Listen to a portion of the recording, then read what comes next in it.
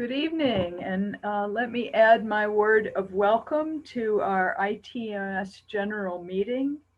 Pondering this Zoom venue in light of what Thomas Merton said about technology, I'm more than a little bit amused, but I'm also very grateful to the program committee for the honor of opening our meeting, and especially to Mark Mead for his technical assistance in so many other ways that he helps all of us who are in the Merton family.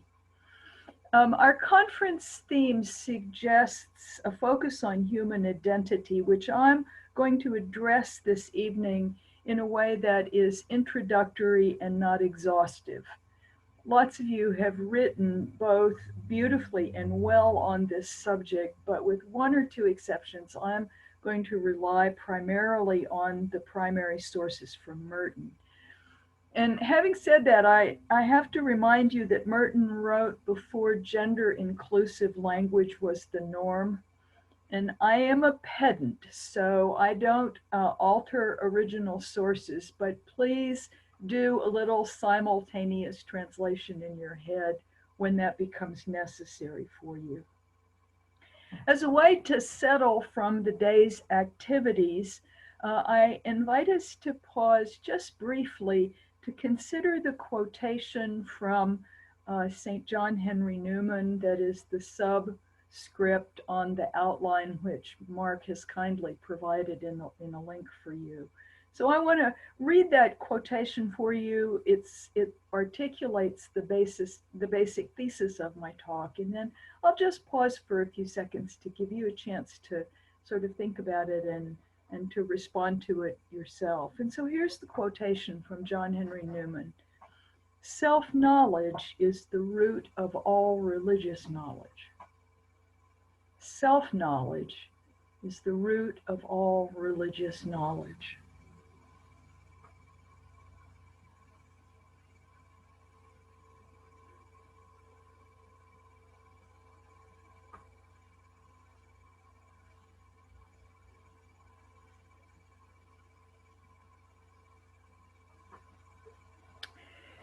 So the talk is divided into three parts: the challenge, the coordinates, and the consequences.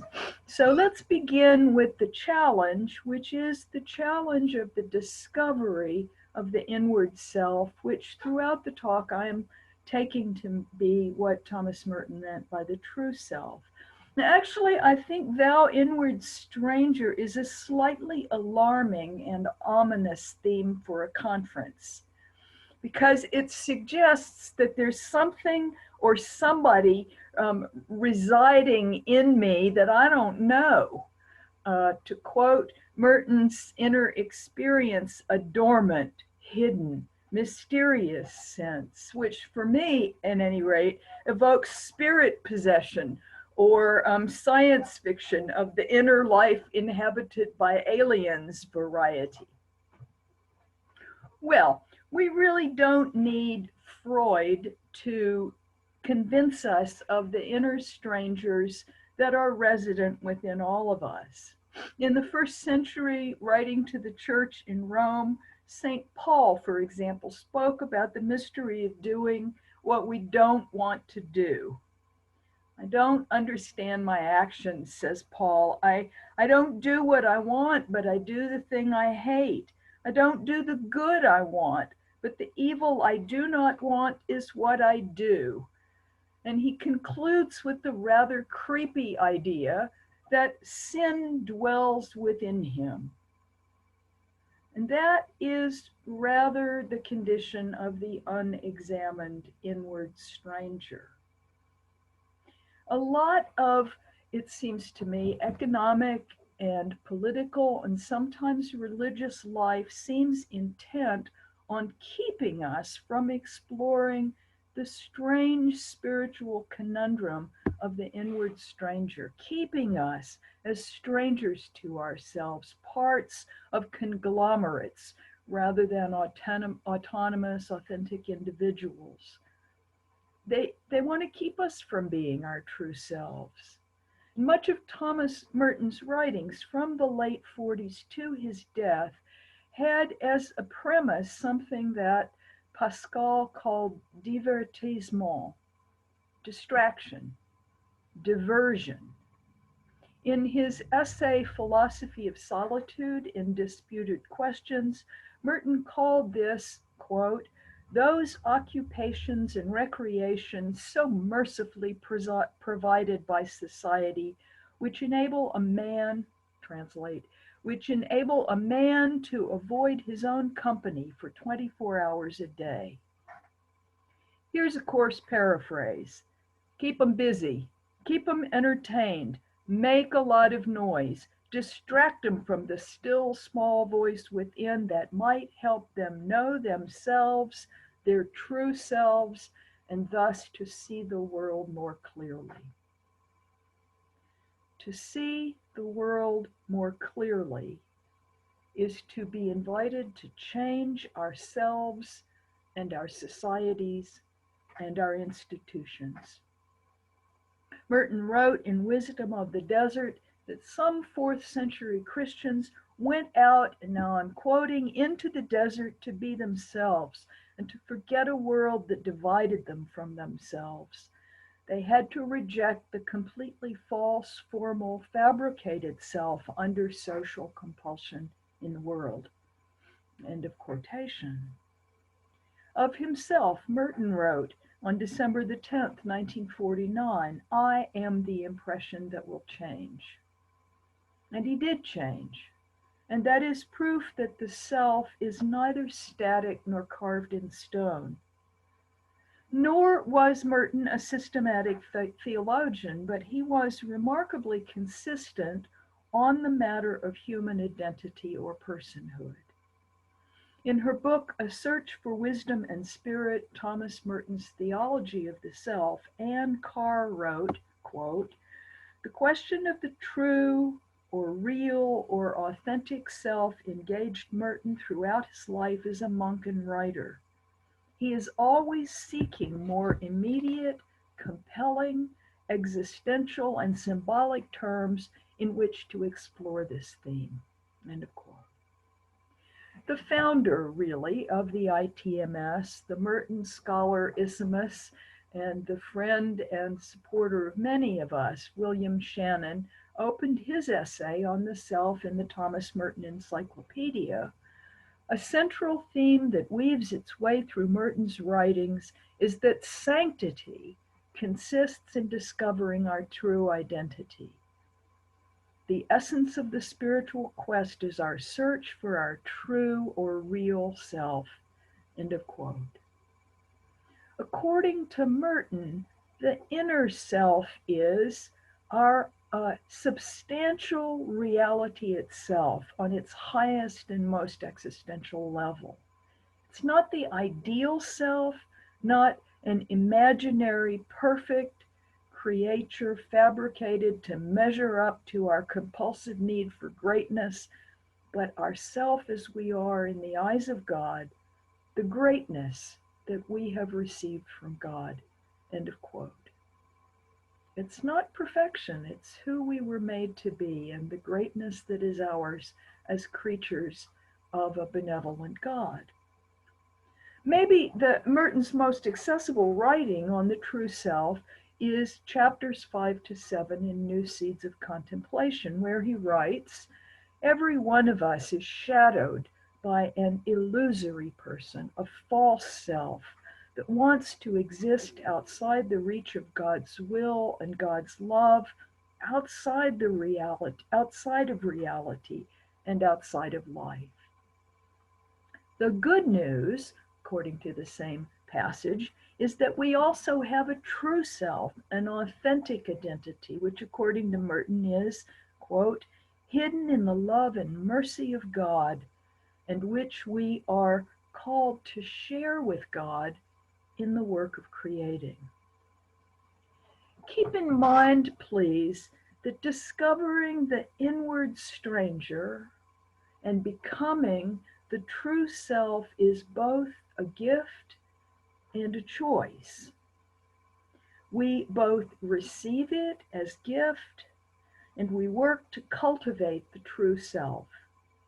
The two strands that the English Carmelite Ruth Burroughs says we must hold together and must not let go of either highlight this point. First, she says, everything is gift and God must do all. And second, she says, man, translation, man must not sit with his hands in his lap. He must do all that he possibly can to grow and to respond to God, and without this preparation, God cannot work in him as God wishes. End of Ruth Burroughs' quote. Well, we all know that know thyself is the wisdom of the ages, from pre-Socratic philosophers to Socrates and Plato and beyond, and long before Greek philosophy, Gautama Buddha left his privileged social status and identity in the quest for a deeper and more authentic self. From his disciples questioning, who then is this? To Jesus' own question, who do people say that I am? I suggest that much of the narrative in the four Christian Gospels concerns the true self of Jesus. Who is he? What is his identity?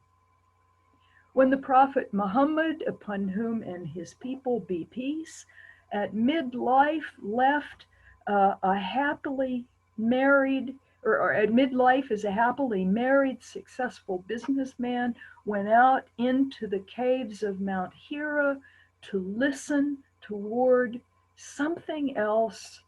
It was then that Allah spoke to him and gave him the Holy Quran.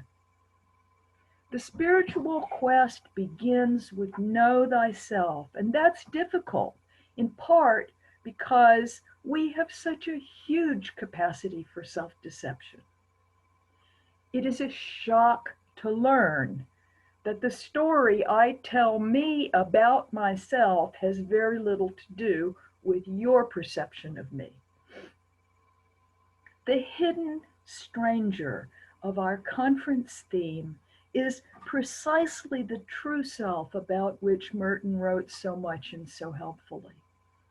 To skew Paul Tillich just a little bit, within us, the true self is both an I and a thou. And Merton suggests that we must reach out to and meet and befriend the stranger. And he gives us some tools, largely from the monastic tradition, but occurring in the wisdom traditions of the great religions of the human family. He gives us some tools with which to do that. And interestingly, what I take to be the two critical tools that Merton gives us are exactly what have made the last 16 months of COVID pandemic so difficult for many, and this is revelatory. And they are, of course, solitude and silence. And at this point, I am glad we are on Zoom and not in person, because if we were in person right now, some of you would be standing up to shout me down or throwing at me whatever happens to be to hand. The enforced isolation of COVID has offered us the brutal blessing of learning whether we each individually live from the outside in, or reactively from the false self, or from the inside out, authentically from the true self. More than half a century ago, having looked long and courageously at his own biography, Merton realized that for many, the inward stranger, a term which I think for him personifies interior life, for many, the inward stranger is terra incognita. It's unknown territory. And while there is no faultless GPS for the interior life, Merton suggests some directional signals, some coordinates in solitude and silence. And as they were in COVID isolation, solitude and silence are means, not ends. We are not alone and quiet for the sake of being solitary and silent. These are choices, and they must be chosen, not imposed. These are choices that are the paths to the end of self-knowledge, the true self, and thereafter, and only thereafter, to authentic relationship with others. That last step is what I'm going to talk about as the Mertonian twist. So, analyzing Merton's The Inner Experience, which had not yet appeared when William Shannon's 203 publication of that work came about, Anne Carr wrote, "For most people are preoccupied with the fictitious character they have given themselves in the world of business, politics, scholarship, religion. The fictitious character that we've given ourselves. There's no room there for receiving something from God." She twice quotes Merton's description of the inner self as like a very shy wild animal. I was really struck by that. To approach or be approached by a small wild animal, it's best to be solitary and still. It also works, by the way, for children and shy people. A little solitude, a little stillness, to wait for them to come to us. And such behavior is the behavior that I would suggest helps us to encounter the inner stranger. So that's the challenge. The coordinates or the tools for discovery are solitude and silence. They are, in the old-fashioned terms of philosophy, the means or the efficient cause. Merton's poem, Song If You Seek, which appeared in the original Child Bomb, opens, "If you seek a heavenly light, I, solitude, am your professor."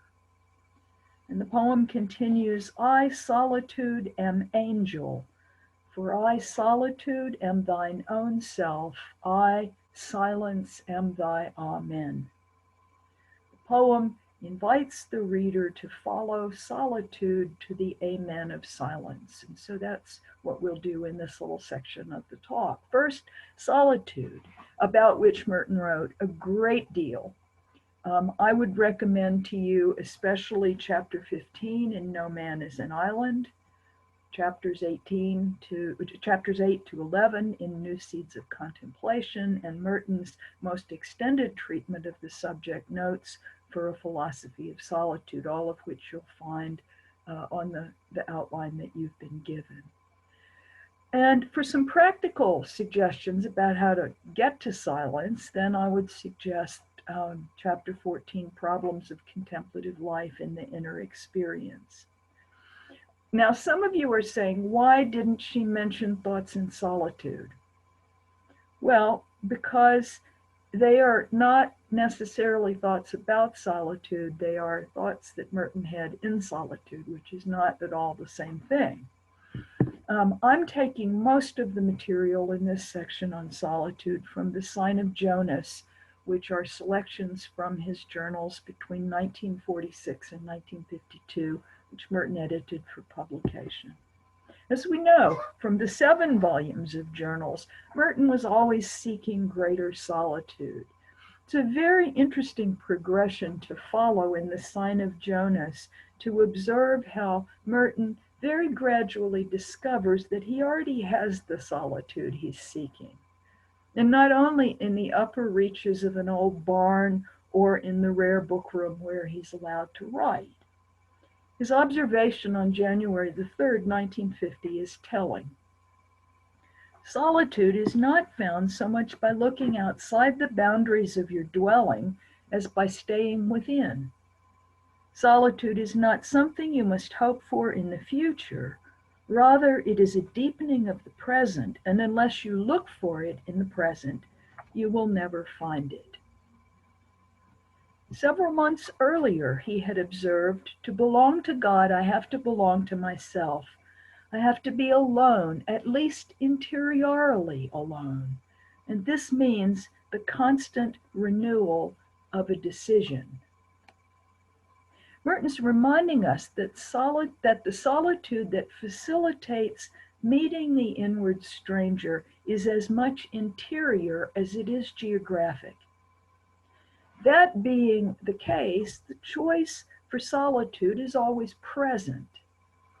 Many of you will remember that Hinduism teaches that each of us have within us a guha, the cave of the heart, into which, in any circumstances and at any time, we may withdraw. So be of good cheer. You do not have to become a desert monastic or lock yourself in the bathroom of your crowded family apartment in order to have solitude.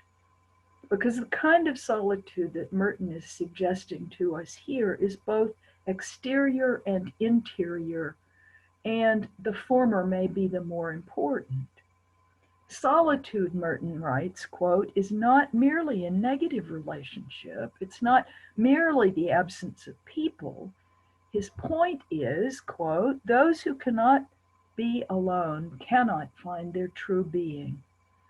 For solitude means withdrawal from an artificial and fictional level of being, fabricated in order to keep peace with concupiscence and death. Now there's a scary thought. To seek solitude is frightening. It means confronting ourselves as we are and our lives' darker realities. And I can tell you for a fact, single people can have terrible roommates. Reflecting on the difference between Rilke's notebooks and then contemporary monastic writing, Merton writes, it is as if our professional spirituality sometimes veiled our contact with the naked realities within us. You know, it's not only monastics who have the problem of professionalism. Any of us can use our professions and our work and our public lives to protect ourselves from what Merton called the naked realities within us. We can avoid solitude to protect our inauthentic public selves from the inward stranger, from the true self. And that important point is related to the one that Pascal and many others have articulated. It can be really frightening to be alone with ourselves. And so we entertain ourselves, we distract ourselves, sometimes almost literally to death. Our humanness withers and our relationships sour when we use entertainments, technology, and other people to keep us from the primal solitude where we might meet our inward stranger and get to know her, and then, and this is critical, have something real and authentic, and dare I say it, something holy to offer to others. An insight from Thoughts in Solitude is relevant. Before we can surrender ourselves, Merton wrote, we must become ourselves. For no one can give what he does not possess. In No Man is an Island, Merton wrote, solitude is so necessary both for society and the individual that when society fails to provide sufficient solitude to develop the inner life of the persons who compose it, they rebel and seek false solitudes. An individual takes revenge on society by turning his individuality into a destructive weapon. I'm going to read that again and ask you to listen in light of recent political doings in the United States. An individual takes revenge on society by turning individuality into a destructive weapon. I think that our country's recent history, especially on January the 6th, 2021, has provided dolorous examples of this truth. True solitude, Merton says, is selfless. Therefore, it is rich in silence and charity and peace. So solitude invites us to, and is often required for, the second tool which Merton offers us, the second coordinate, which is silence. Solitude and silence go together, and the second may be more difficult than the first. It certainly is for me. I can be alone, but have my earbuds in and be full of podcasts and loud music, well, in my case, opera. God help me. I can be alone with a head full of screaming, conflicting ideas that drown out the still small voice, the sound of sheer silence which the prophet Elijah heard on Mount Horeb. Merton also wrote a great deal about silence, but perhaps the most eloquent statement and the one most closely related to the inward stranger is his poem In Silence, which originally appeared in Strange Islands in 1957. And through the generosity of New Directions Publishing, you have a copy of that poem that has been sent to you. And here it is, In Silence. Be still. Listen to the stones of the wall. Be silent. They try to speak your name. Listen to the living walls. Who are you? Who are you? Whose silence are you? Who, be quiet, are you as the stones of these walls are quiet? Do not think of who you are, still less of what you may one day be. Rather, be what you are. But who? Be the unthinkable one you do not know. Oh, be still while you are still alive. All things live around you, speaking, I do not hear, to your own being, speaking by the unknown that is in you and in themselves. I will try like them to be my own silence, and this is difficult. The whole world is secretly on fire. The stone burns, even these stones, they burn me. How can a man be still or listen to all things burning? How can he dare to sit with them when all their silence is on fire?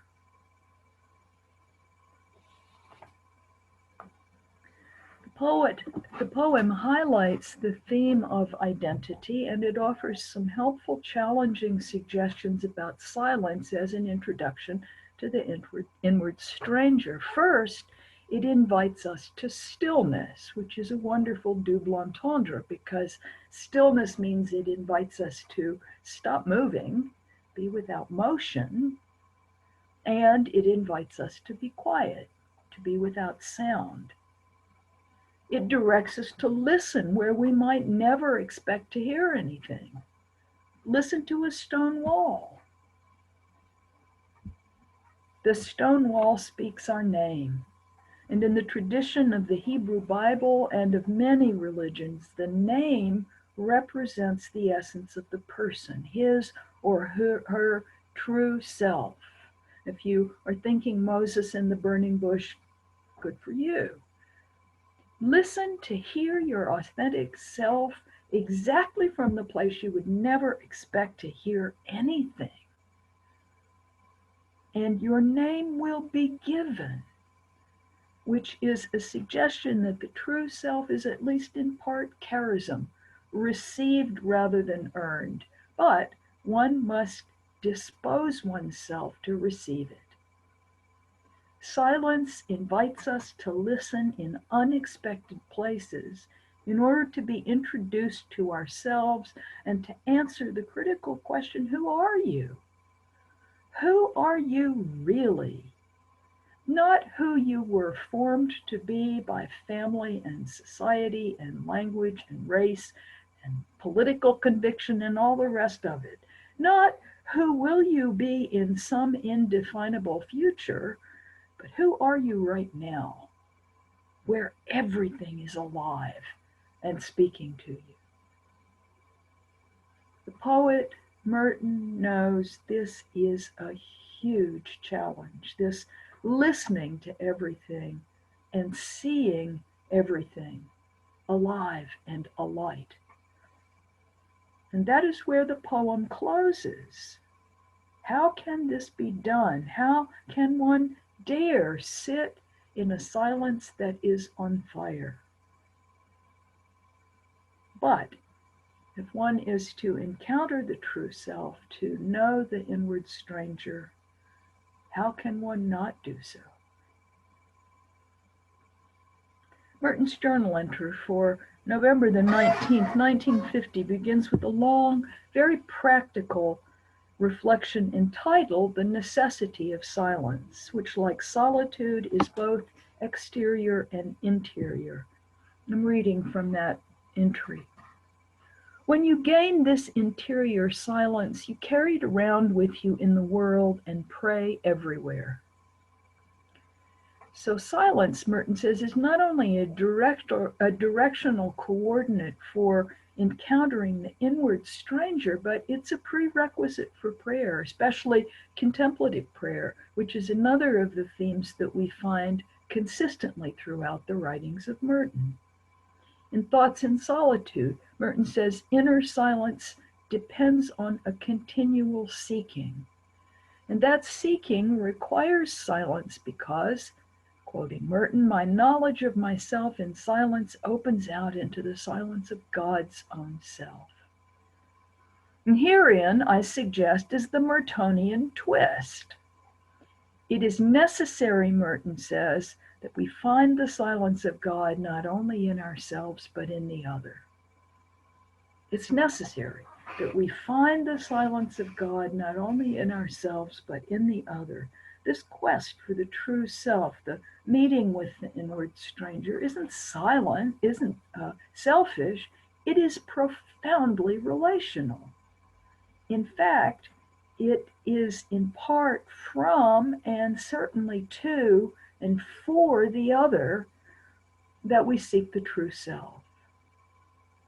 And this is the third part of the talk, the consequences, the reason why we seek the true self in solitude and silence. This is the Mertonian twist, the end or the final cause, to use those old-fashioned philosophical terms. Now, to some of us of a certain age, when I say Mertonian twist, you may think of something like we used to watch on the ancient television program American Bandstand. It's where people of my age learned all the new dances, right? This Mertonian twist is a crucial aspect of the inward stranger. Merton's use of the term true self it suggests that we have to know ourselves, to seek the inward stranger, to position ourselves with the coordinates of silence and solitude, to hear our name spoken by a wall, but for the sake of the other and the betterment of the world. That's when Merton goes one step beyond psychology and a lot of writing about interior prayer. Know thyself, for Merton, is for the sake of loving and serving the other. Perhaps nowhere in Merton's writing is this point more clearly made than in the introductory essay of The Wisdom of the Desert.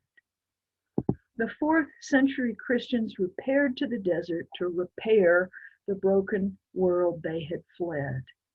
Merton observed, quote, people who did not believe in letting themselves be passively guided and ruled by a decadent state, they believed that there was another way of getting along without slavish dependence on accepted conventional values.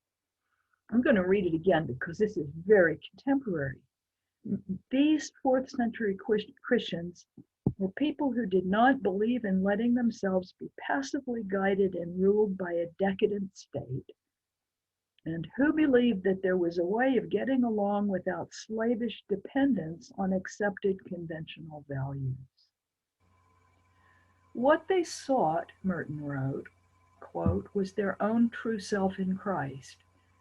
And in order to do this, they had to reject completely the false formal self fabricated under social compulsion in the world, end quote. But their reason for doing so, and this is the salient point for us, was not strictly personal. True, they fled to the desert to become their true selves, but to leave the world, Merton writes, quote, is in fact to help save it by saving oneself.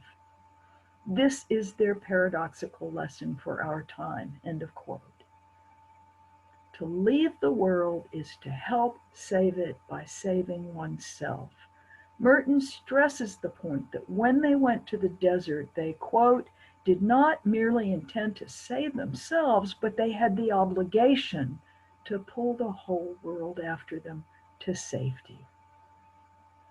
Merton introduced a similar idea in chapter 8 of New Seeds of Contemplation. It's a chapter entitled Solitude is Not Separation. And it opens, the only justification for a life of deliberate solitude is the conviction that it will help you to love not only God but others. Solitude is not and can never be a narcissistic dialogue of the ego with itself. Solitude, Merton writes, is not separation. God does not give us graces or talents or virtues for ourselves alone. We are members one of another, and everything that is given to one member is given for the whole body. End of quote. Some of you will hear clearly in that passage an echo of Ephesians 4:2, where Paul writes about the gifts of the Spirit being given for the building up of the body. That theme in Thoughts in Solitude, or in New Seeds of Contemplation, continues for 3 chapters until in chapter 11, Merton says, we do not go to the desert to escape people, but to learn how to find them, to find out the way to do them the most good. We do not go to the desert to escape people, but to learn how to find them, to find out the way to do them the most good. The quest for the inward stranger that is facilitated by solitude and silence is not an end in itself. Merton wrote in The Inner Experience, Christian, and I personally would suggest any authentic self-realization, Christian self-realization can never be merely individualistic affirmation of one's isolated personality, end quote. We become psychological and spiritual grown-ups for the sake of others. Merton does not challenge us to explore the spiritual life so that we can sit down and rest in a fuzzy, egotistical solipsism, but so that we will be better able to give ourselves to others and to improve society and our world. To put it very crudely, we cannot straighten others out if we are really screwed up ourselves. My self-discovery is for others' benefit. My inner stranger, reincarnated as my true self, becomes my gift to you. When we know ourselves, especially ourselves as God has made us, we're less needy, and therefore we're more able to attend to the needs of others. The move toward authentic personhood, knowing, befriending the inward stranger, positions us to pull the whole world to safety after us. Sure, there's a stage in human life when self-focus is appropriate. It's critical, and it's important to discover ourselves, to know ourselves as God made us. But that is the means to a greater end. The Ephesian letter also articulated this truth. We are what God has made us. We are what God has made us, created for good works, which God prepared beforehand to be our way of life. That's Ephesians. The language is Christian, but I think the truth is universal. We were made as we are, with our strengths and weaknesses, our beauty, our ugliness, our strength and our brokenness. We were made for a purpose beyond ourselves. Less needy, the true self, is more able to attend to the needs of others. Our real I, wrote Merton in The Inner Experience, is, quote, ourself as we are in the eyes of God. In Christianity, the inner self is simply a stepping stone to an awareness of God, end of quotation. To put Merton's insight in the context of interreligious dialogue, to which he contributed so much, befriending the inner stranger helps us to develop skills which we would be able to use to befriend all strangers. When we know ourselves within the context of our own religious traditions, we can go forth and we can explore other traditions and we can befriend other people's beliefs precisely because we know who we are, or maybe whose we are if we're Christians. We know where we belong. Bear with me for a moment. I am not an old lady. Well, I am an old lady, but I'm not an old lady who's losing her marbles. I have not lost the chain of thought. 3 times in the past 15 months of preparation for this talk, I have encountered the same basic idea. First, in a lecture on his vocation as a spiritual biographer, the editor of Orbis Books, Robert Ellsberg, spoke about our lives as a spiritual text. Our lives as a spiritual text. Second, in his Tuesdays with Merton talk in December 2020, Merton editor and scholar and friend of many of us, Jonathan Montaldo, said that living is writing a book. And his talk challenged us to ruminate on the text of our lives as a spiritual exercise, as a way of excavating God's loving kindness to us and recognizing that love made flesh in our friends. Living is writing a book. And third, English Carmelite Ruth Burroughs, whom I've quoted twice already, wrote, each of us is a history of salvation written by God.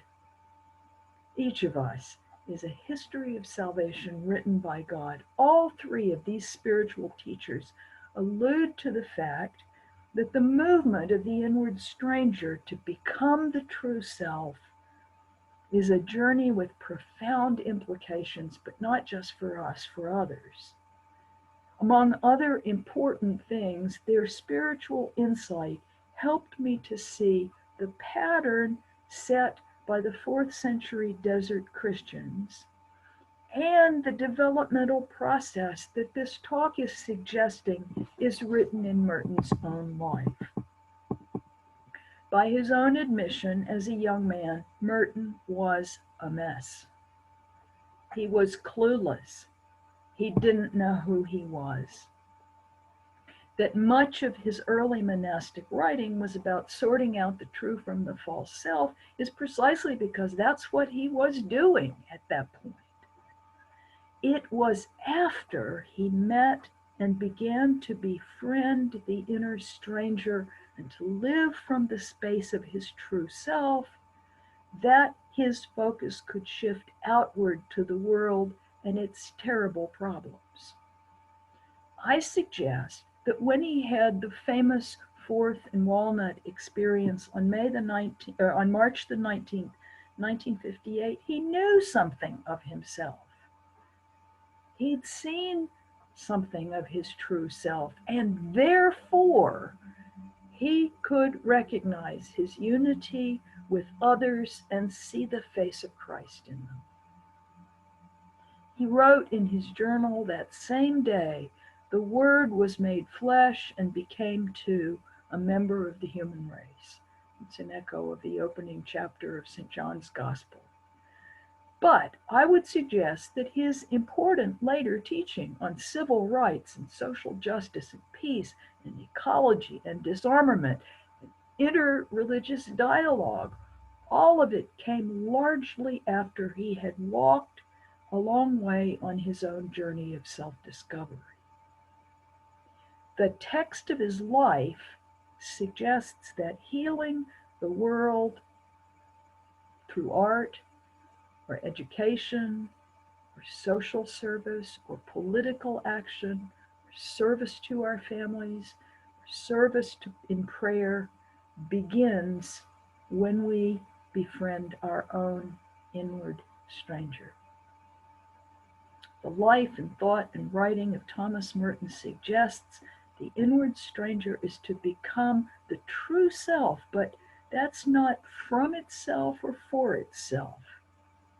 To use the language of Christian theology, the true self is a gift from God for others. And the self-emptying of the ego for the true self mirrors, for those of us who are Christian, the kenotic example of God, who in Christ comes down and reflects the face of God to us. Merton wrote on January 12, 1949, of our discovering Christ in ourselves when we did not even imagine he could be there. It's a very poignant passage. He continued, his one image in us all, and we discover him by discovering the likeness of his image in one another. January 1949, discovering Christ in ourselves when we did not imagine that he could be there, his one image in us all, and we discover him by discovering the likeness of his image in one another. So that seeing our own true face helps us to see the other clearly, and for us Christians it helps us to see the face of Christ, especially in those we perceive to be stranger or enemy. Notice I said we perceive to be. Changing the metaphor from sight to hearing, I remind you that Merton wrote in his letter to Pablo Antonio Quadra, God speaks and God is to be heard not only on Sinai, not only in my own heart, but in the voice of the stranger. We must find him in our enemy, or we may lose him even in our friend. We hear God's voice not only in our own hearts, but in the voice of the stranger, and we have to listen to that voice, or we will lose the voice that we recognize most closely. Pope Francis wrote in Gaudete et Exsultate, each saint is a mission planned by the Father to reflect and embody at a specific moment in history a certain aspect of the gospel. Each saint is a mission planned by the Father to reflect and embody at a specific moment in history a certain aspect of the gospel. That sheds light on Merton's implicit suggestion that we become the true self so that we can freely give it away. We befriend the inward stranger and we become the true self whom we offer as a gift to others, and this is for the good of the world. And we do that by whatever means God's providence makes available to us.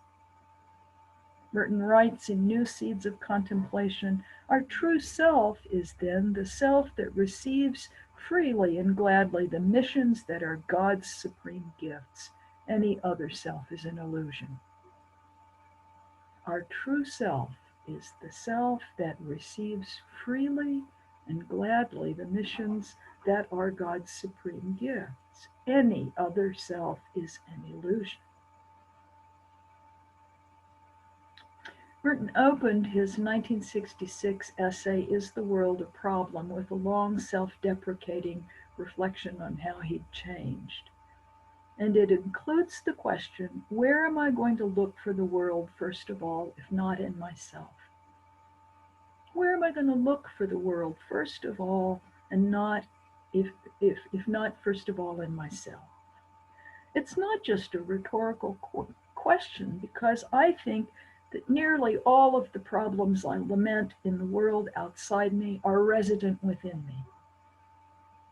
Nearly all of the problems of the world that we lament outside us are resident within us. As the essay closes, Merton writes, "The way to find the real world is not merely to measure and observe what is outside us, but to discover our own inner ground.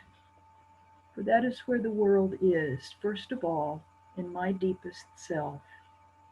It is a living and self-creating mystery of which I myself am a part, to which I myself am my own unique door." The discovery of the inner stranger, the journey to the true self, is never complete. It's always in process. And yet the taproot of action to improve the lot of humanity and of our planet itself is sunk deep in the soil of true selves who see themselves in the face of the other, in the face of God, in the face of the enemy.